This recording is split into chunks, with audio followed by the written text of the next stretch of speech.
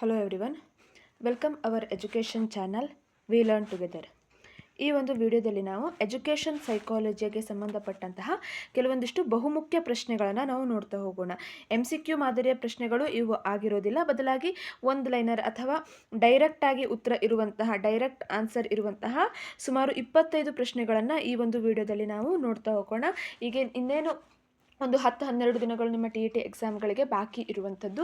ಅಷ್ಟು ದಿನದಲ್ಲಿ ಎಷ್ಟಾಗುತ್ತೋ ಅಷ್ಟು ವಿಷಯವನ್ನು ಕವರ್ ಮಾಡುವಂತಹ ಒಂದು ಉದ್ದೇಶದಿಂದ ಈ ರೀತಿಯಾದಂತಹ ಒನ್ ಲೈನರ್ ಕಡಿಮೆ ಸಮಯದಲ್ಲಿ ಒಂದು 7ರಿಂದ 8 ನಿಮಿಷದ ಸಮಯದಲ್ಲಿ ಒಂದು 25 ಕ್ವಶನ್ಗಳನ್ನು ಕವರ್ ಮಾಡಿದ್ರೆ ನೀವು ಟ್ರಾವೆಲ್ ಮಾಡ್ತಾ ಇರುವಾಗಲೋ ಅಥವಾ ಇನ್ಯಾವುದೋ ಮನೆಯಲ್ಲಿ ಕೆಲಸವನ್ನು ಮಾಡ್ತಾ ಇರುವಂಥ ಸಂದರ್ಭದಲ್ಲೋ ಆ ಒಂದಿಷ್ಟು ವಿಡಿಯೋವನ್ನು ಹಾಕಿ ಅದನ್ನು ಕೇಳೋದ್ರಿಂದ ನಿಮಗೆ ಅದು ಪುನರ್ ಮನನ ಆದಂತಾಗುತ್ತೆ.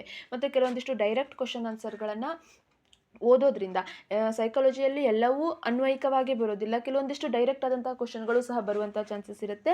ಆ ಕಾರಣದಿಂದಾಗಿ ಈ ಒಂದು ವಿಡಿಯೋ ತುಂಬ ನಿಮಗೆ ಹೆಲ್ಪ್ಫುಲ್ ಆಗುತ್ತೆ. ವಿಡಿಯೋವನ್ನು ಸ್ಟಾರ್ಟ್ ಮಾಡ್ತಾ ಹೋಗೋಣ. ಅದಕ್ಕೂ ಮೊದಲು ನೀವೇನು ನಮ್ಮ ಚಾನಲನ್ನು ಸಬ್ಸ್ಕ್ರೈಬ್ ಆಗದೇ ಇದ್ದರೆ ಅಥವಾ ಫಸ್ಟ್ ಟೈಮ್ ನಮ್ಮ ಚಾನಲನ್ನು ನೋಡ್ತಾ ಇದ್ದರೆ ದಯವಿಟ್ಟು ನಮ್ಮ ಚಾನಲ್ಗೆ ಸಬ್ಸ್ಕ್ರೈಬ್ ಆಗಿ ಹಾಗೆ ಬೆಲ್ ಬಟನ್ ಒತ್ತೋ ಮೂಲಕ ನಮಗೆ ನೋಟಿಫೈ ಆಗಿರಿ. ಜೊತೆಗೆ ವಿಡಿಯೋವನ್ನು ಎಲ್ಲೂ ಸ್ಕಿಪ್ ಮಾಡದೆ ಕೊನೆಯವರೆಗೂ ನೋಡಿ. 25 ಪ್ರಶ್ನೆಗಳು ಸಹ ಬಹಳ ಇಂಪಾರ್ಟೆಂಟ್ ಇರುವಂತಹ ಪ್ರಶ್ನೆಗಳಾಗಿದ್ದಾವೆ. ಮೊದಲನೇ ಪ್ರಶ್ನೆ, ಮಧ್ಯ ಮಧ್ಯ ವಿಶ್ರಾಂತಿಯ ಬಿಡುವುಗಳಿಂದ ಅಲ್ಪ ಅಭ್ಯಾಸ ಅವಧಿಗಳ ಕಲಿಕಾ ವಿಧಾನವನ್ನು ಹೀಗೆಂದು ಕರೆಯುತ್ತಾರೆ: ವಿತರಿತ ಕಲಿಕೆ. ಕಲಿಕೆಯಲ್ಲಿ ಯಾವುದೇ ಒಂದು ವಿಷಯವನ್ನು ಕಲಿತಾ ಕಂಟಿನ್ಯೂಸ್ ಆಗಿ ಕಲಿದೆ ಅದರ ಮಧ್ಯದಲ್ಲಿ ಈಗ ಒಂದು ಅರ್ಧ ಗಂಟೆ ಓದಿದ್ದಾರೆ ಅಂತಂದರೆ ಒಂದು 10 ನಿಮಿಷಗಳ ಗ್ಯಾಪನ್ನು ಕೊಡುವಂಥದ್ದು, 1 ಗಂಟೆ ಓದಿ ಒಂದು 15 ನಿಮಿಷಗಳ ಗ್ಯಾಪನ್ನು ಕೊಡುವಂಥದ್ದು. ಈ ರೀತಿಯಾಗಿ ವಿಶ್ರಾಂತಿಯನ್ನು ಪಡೆದುಕೊಂಡು ಓದೋದ್ರಿಂದ ನಮಗೆ ಓದಿರುವಂಥದ್ದು ಅಥವಾ ಕಲ್ತಿರುವಂಥದ್ದು ಮನನ ಮಾಡಿರುವಂಥದ್ದು ಇನ್ನೂ ಹೆಚ್ಚಿನ ಕಾಲ ನೆನಪಿರುತ್ತೆ ಮತ್ತು ಓದುವಂತಹ ಫ್ರೆಶ್ನೆಸ್ ಮೈಂಡ್ಗಳು ಹೆಚ್ಚಾಗುತ್ತೆ. ಸೊ ಈ ರೀತಿಯಾದಂತಹ ಕಲಿಕೆಯನ್ನು ವಿತರಿತ ಕಲಿಕೆ ಅಂತ ಹೇಳಿ ಕರೀತಾರೆ. ನೆಕ್ಸ್ಟ್ ಎರಡನೇ ಪ್ರಶ್ನೆ, ಸ್ಮರಣ ಶಕ್ತಿ ಕುರಿತ ಸಂಶೋಧನೆಗೆ ಮಹತ್ವದ ಕೊಡುಗೆ ನೀಡಿದವರು: ಎಬ್ಬಿಂಗ್ ಹಾಸ್. ನೆನಪಿನ ಶಕ್ತಿಗೆ ಸಂಬಂಧಿಸಿದಂತೆ ನೆನಪು ಮತ್ತು ಮರೆವು ಇದಕ್ಕೆ ಸಂಬಂಧಪಟ್ಟಂತಹ ಒಂದಿಷ್ಟು ಸಂಶೋಧನೆಗೆ ಅತಿ ಹೆಚ್ಚಿನ ಮಹತ್ವವನ್ನು ಎಬ್ಬಿಂಗ್ ಹಾಸ್ ಅವರು ನೀಡಿರ್ತಾರೆ. ನೆಕ್ಸ್ಟ್ ಪ್ರಶ್ನೆ, ಮೂರನೇ ಪ್ರಶ್ನೆ, ಹೊಸ ಕಲಿಕೆಗೆ ಹಳೆ ಕಲಿಕೆಯಿಂದ ತೊಂದರೆ ಉಂಟಾದರೆ ಅದನ್ನು ಹೀಗೆಂದು ಕರೆಯುತ್ತಾರೆ: ಹೊಸದಾಗಿ ಕಲಿತಂತಹ ಒಂದು ಕಲಿಕೆ, ಈಗ ಒಂದು ಮ್ಯಾಥ್ಸ್ನ ಒಂದು ಸೂತ್ರವನ್ನು ಹೊಸದಾಗಿ ಕಲ್ತಿದ್ದೀರಿ, ಅದನ್ನು ಇನ್ನೊಂದು ದಿನ ನೀವು ನೆನಪನ್ನು ಮಾಡ್ಕೊಳ್ಬೇಕು ಅಂತಾದಾಗ ಆ ಸೂತ್ರದ ಬದಲಾಗಿ ಅದಕ್ಕೂ ಮೊದಲು ಕಲಿತಂತಹ ಹಳೆ ಸೂತ್ರಗಳೇ ನಿಮಗೆ ನೆನಪಾಗ್ತಾ ಇದ್ದಾವೆ ಅಂತಾದರೆ ಅದನ್ನು ಮುಮ್ಮುಖ ಅವರೋಧ ಅಂತ ಹೇಳಿ ಕರೀತಾರೆ. ಇಲ್ಲಿ ಸಿಂಪಲ್ ಆಗಿ ನೆನಪಿಟ್ಕೊಳ್ಬೇಕು, ಅವರೋಧ ಅಂದರೆ ಮರೆವು ಅನ್ನುವಂಥ ಅರ್ಥವನ್ನು ಕೊಡುತ್ತೆ. ಮುಮ್ಮುಖ ಅಂದರೆ ಮುಂದಿರುವಂಥದ್ದು. ಹೊಸ ಕಲಿಕೆ ಮರಿತಾ ಇದೆ, ಯಾಕಾಗಿ? ಹಳೆಯ ಕಲಿಕೆಯ ಕಾರಣದಿಂದಾಗಿ. ಹಳೆಯ ಕಲಿಕೆಯೇ ನೆನಪಾಗ್ತಾ ಇರೋ ಕಾರಣಕ್ಕಾಗಿ ಹೊಸದಾಗಿ ಕಲಿತಂಥ ವಿಷಯಗಳು ನೆನಪಾಗ್ತಾ ಇಲ್ಲ. ಇದನ್ನು ಮುಮ್ಮುಖ ಅವರೋಧ ಅಂತ ಹೇಳಿ ಕರೀತಾರೆ. ನೆಕ್ಸ್ಟ್ ಸೇಮ್ ಕ್ವಶನ್ ಮಾತ್ರ ಚೇಂಜ್ ಇರುವಂಥದ್ದು. ನಂತರ ಕಲಿತ ವಿಷಯಗಳ ನೆನಪಿನ ಮೇಲೆ ಮೊದಲು ಕಲಿತ ವಿಷಯಗಳು ಅಡಚಣೆಯನ್ನು ಉಂಟು ಮಾಡಿದರೆ ಅದನ್ನು ಹೀಗೆಂದು ಕರೆಯುವರು: ನಂತರ ಕಲಿತ ವಿಷಯ ಅಂದರೆ ಹೊಸ ವಿಷಯ ಅಂತ ಅರ್ಥ ಆಗುತ್ತೆ. ಅದನ್ನು ನೆನಪಿಸಿಕೊಳ್ಳುವುದರ ಮೇಲೆ ಮೊದಲು ಕಲಿತ ವಿಷಯಗಳು ಅಂದರೆ ಹಳೆಯ ಕಲಿಕೆ ತೊಂದರೆಯನ್ನು ಉಂಟು ಮಾಡಿದ್ರೆ ಅದನ್ನು ಅಗೇನ್ ಮುಮ್ಮುಖ ಅವರೋಧ ಅಂತಲೇ ಕರೀತಾರೆ.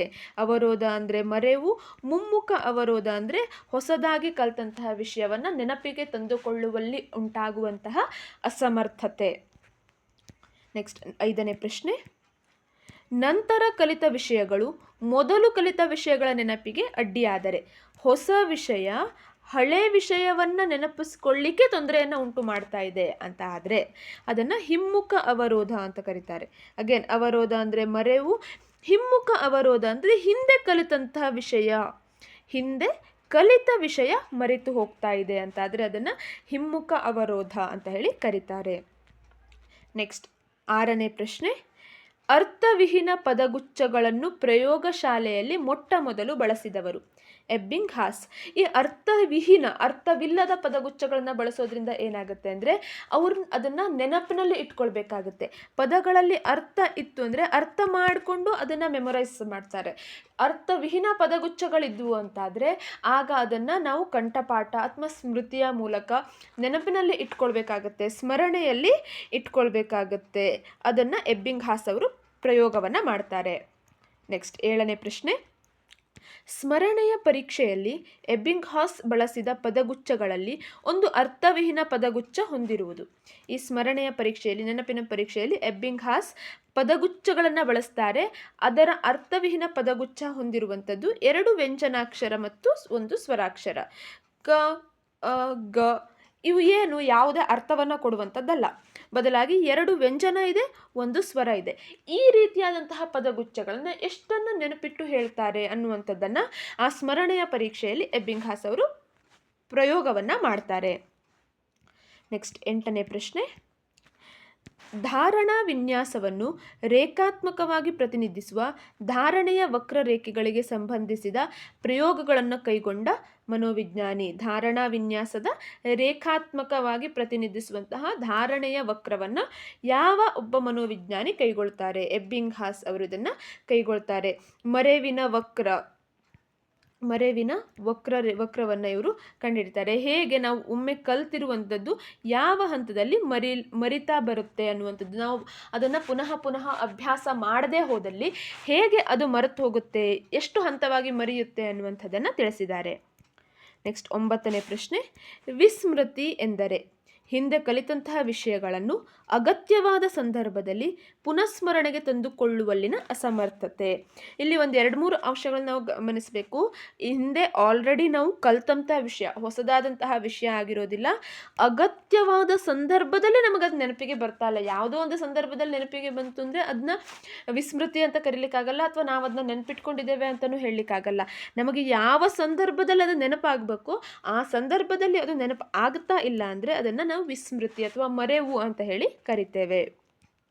ನೆಕ್ಸ್ಟ್ 10ನೇ ಪ್ರಶ್ನೆ. ಒಂದು ಸನ್ನಿವೇಶದಿಂದ ಇನ್ನೊಂದು ಸನ್ನಿವೇಶಕ್ಕೆ ಹೆಚ್ಚಾಗಿ ಉಂಟಾಗುವ ಹಿಮ್ಮುಖ ಅವರೋಧಕ್ಕೆ ಕಾರಣ.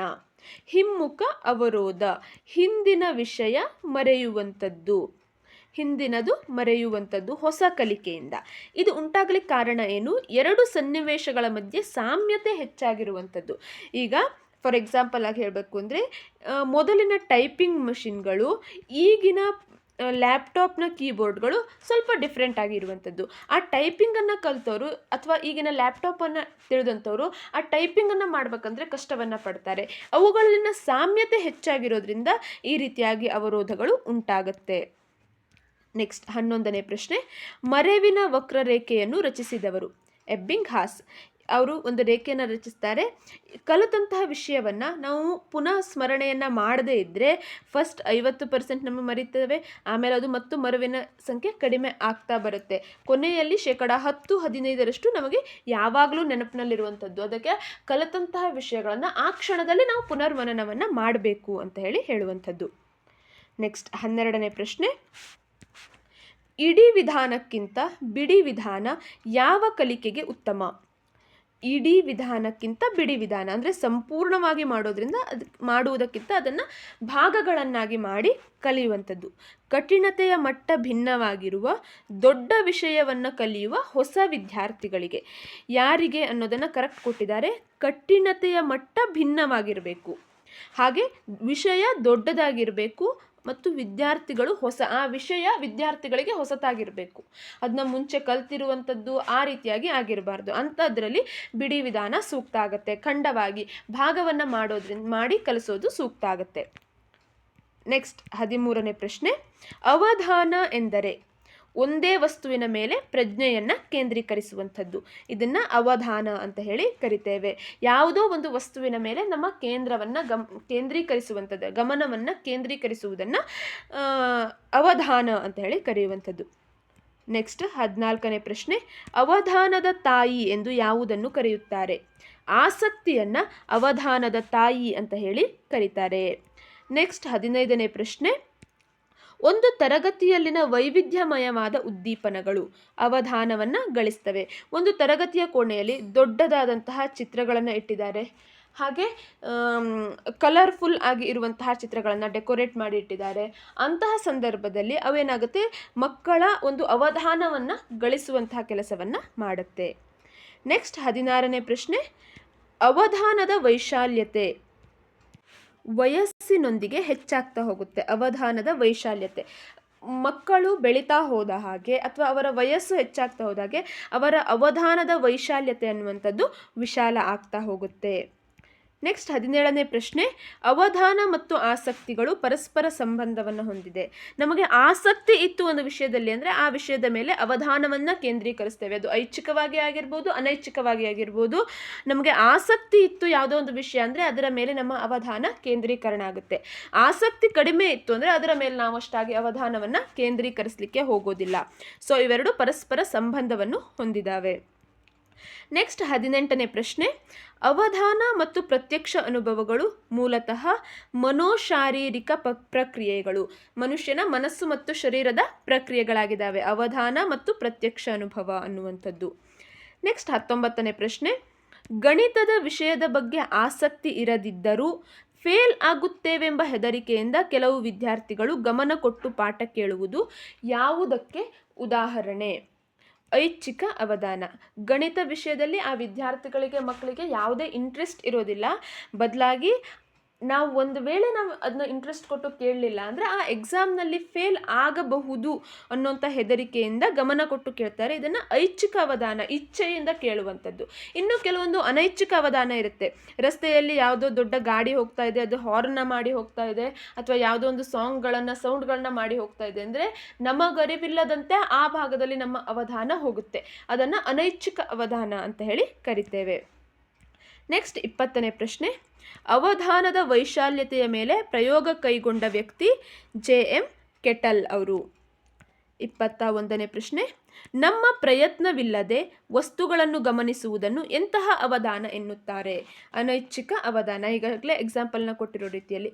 ಮತ್ತು ಇನ್ನು ಒಂದು ಶಾಲೆ ಅಂತ ಬಂದಾಗ ಎಲ್ಲ ಮಕ್ಕಳು ಯೂನಿಫಾರ್ಮ್ ಹಾಕಿ ಬಂದಿರ್ತಾರೆ, ಯಾವುದೋ ಒಂದು ಮಗು ಕಲರ್ ಡ್ರೆಸ್ಸನ್ನು ಹಾಕಿ ಬಂದಿರುತ್ತೆ.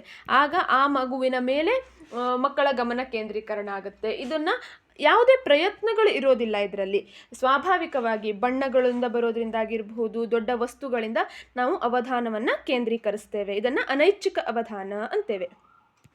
ನೆಕ್ಸ್ಟ್ 22ನೇ ಪ್ರಶ್ನೆ, ದೃಷ್ಟಿ ಸಾಮರ್ಥ್ಯದ ಅವಧಾನವನ್ನು ಅಳೆಯುವ ಸಾಧನ ಟಾಕಿಸ್ಟೋಸ್ಕೋಪ್ ಅಂತೇಳಿ ಕರೀತಾರೆ. ದೃಷ್ಟಿ ಸಾಮರ್ಥ್ಯದ ಅವಧಾನವನ್ನು ಅಳೆಯುವಂತಹ ಸಾಧನಕ್ಕೆ ಟಾಕಿಸ್ಟೋಸ್ಕೋಪ್ ಅಂಥೇಳಿ ಕರೆಯುವಂಥದ್ದು. ನೆಕ್ಸ್ಟ್ 23ನೇ ಪ್ರಶ್ನೆ, ಪ್ರಬಲ ಶಿಕ್ಷೆ ಕಲಿಕೆಯನ್ನು ನಿಧಾನಗೊಳಿಸುತ್ತೆ. ಕಲಿಕೆಯಲ್ಲಿ ಬಹುಮಾನವನ್ನು ಅತಿಯಾಗಿ ಕೊಡಬಾರ್ದು, ಹಾಗೆ ಶಿಕ್ಷೆಯನ್ನು ಅತಿಯಾಗಿ ಕೊಡಬಾರ್ದು. ಎಲ್ಲವನ್ನು ಸರಿಯಾಗಿ ಬ್ಯಾಲೆನ್ಸ್ ಮಾಡುವಂತಹ ರೀತಿಯಲ್ಲಿದ್ದರೆ ಅದು ಕಲಿಕೆಯನ್ನು ಸಮತೋಲನದಲ್ಲಿಡುತ್ತೆ. ಬಹುಮಾನ ಆಗಲಿ ಶಿಕ್ಷೆ ಆಗಲಿ ಅತಿಯಾದರೆ ಅದು ಕಲಿಕೆಯನ್ನು ನಿಧಾನಗೊಳಿಸುತ್ತೆ. ನೆಕ್ಸ್ಟ್ 24ನೇ ಪ್ರಶ್ನೆ, ವಿದ್ಯಾರ್ಥಿಗಳು ಪಾಠ ಕೇಳುತ್ತಾ ಕುಳಿತಿರುವಾಗ ಮುಖ್ಯೋಪಾಧ್ಯಾಯರು ತರಗತಿಯೊಳಗೆ ಬಂದರೆ ಪ್ರತಿಯೊಬ್ಬ ವಿದ್ಯಾರ್ಥಿಯ ಗಮನ ಅವರ ಕಡೆಗೆ ಹೋಗುತ್ತದೆ. ಇಲ್ಲಿ ವಿದ್ಯಾರ್ಥಿಗಳ ಅವಧಾನ ಯಾವ ರೀತಿಯದ್ದು? ತರಗತಿಯಲ್ಲಿ ಒಬ್ಬ ಶಿಕ್ಷಕ ಪಾಠವನ್ನು ಮಾಡ್ತಾ ಇರ್ತಾರೆ. ಆ ಸಮಯದಲ್ಲಿ ಶಾಲೆಯ ಮುಖ್ಯೋಪಾಧ್ಯಾಯರು ಕ್ಲಾಸ್ಗೆ ಬಂದರು ಅಂದರೆ ಎಲ್ಲ ವಿದ್ಯಾರ್ಥಿಗಳ ಗಮನ ಮುಖ್ಯೋಪಾಧ್ಯಾಯರ ಕಡೆಗೆ ಹೋಗುತ್ತೆ.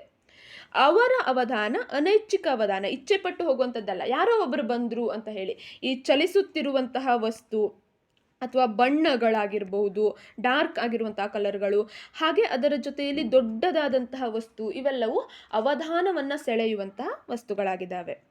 ನೆಕ್ಸ್ಟ್ 25ನೇ ಪ್ರಶ್ನೆ, ಒಬ್ಬ ವ್ಯಕ್ತಿಗೆ ಆಗುವ ಘಟನೆಗಳ ಅಥವಾ ಆತನ ಸಮ್ಮುಖದಲ್ಲಿ ನಡೆಯುವ ಘಟನೆಗಳ ಸ್ಮರಣೆಯನ್ನು ಹೀಗೆಂದು ಕರೆಯುತ್ತಾರೆ. ತನ್ನ ಎದುರಿಗೆ ಆಗುವಂಥದ್ದು ಅಥವಾ ಆ ಸ್ಮರಣೆಗಳ ಘಟನೆಗಳನ್ನು ನೆನಪಿಸಿಕೊಳ್ಳುವಂಥದ್ದನ್ನು ಎಸಿಸೋಡಿಕ್ ಸ್ಮರಣೆ ಅಂತ ಹೇಳಿ ಕರೀತಾರೆ.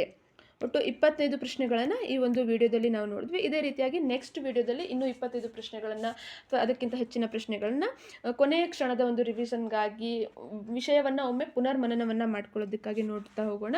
ಇಲ್ಲಿಯವರೆಗೂ ವಿಡಿಯೋವನ್ನು ಸ್ಕಿಪ್ ಮಾಡದೆ ನೋಡಿದ್ದಕ್ಕಾಗಿ ಧನ್ಯವಾದಗಳನ್ನು ತಿಳಿಸ್ತಾ ಇನ್ನು ನೆಕ್ಸ್ಟ್ ವಿಡಿಯೋದಲ್ಲಿ ಇನ್ನಷ್ಟು ಪ್ರಶ್ನೆಗಳನ್ನು ನೋಡ್ತಾ ಹೋಗೋಣ.